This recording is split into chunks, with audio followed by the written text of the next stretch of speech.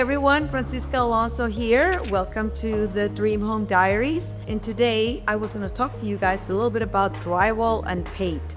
So of course, the drywall phase is super exciting for the clients because they've been looking at the sticks and mortar for weeks and weeks and weeks. And now we get to close in all the walls with drywall and then do the tape and mudding.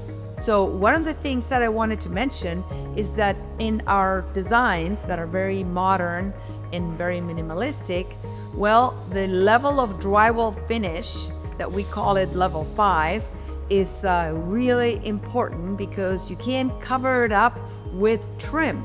You can't cover it up with molding because we don't have any molding, we don't have any trim.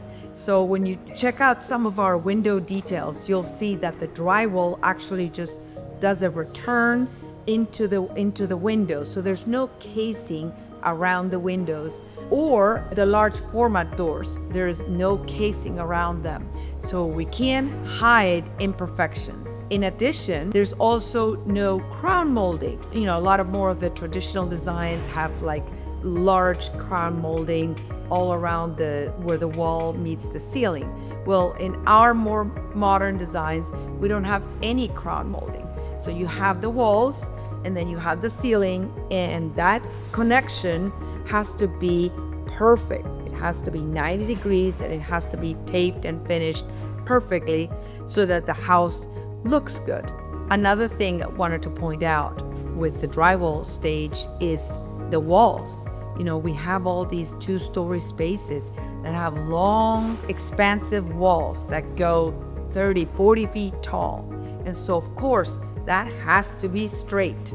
So with modern designs, you see every imperfection. The walls are all white and they're tall and minimalistic, and they need to be straight. The corners have to be 90 degrees and it has to have a very crisp edge in order for the paint to look just as great as we envisioned it and our clients envisioned it in the renderings. One of the tricks that we use to make the house look as monochromatic and minimalistic as possible is we actually use the same color paint that goes on the walls and the trim and the base.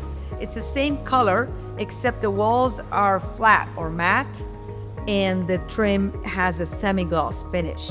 But because it's the same hue, it just looks very seamless. Well, now you know some details about the drywall and paint phase, and look forward to seeing you at the next video. Please leave a comment, like or subscribe, and follow us on our social media. Take care.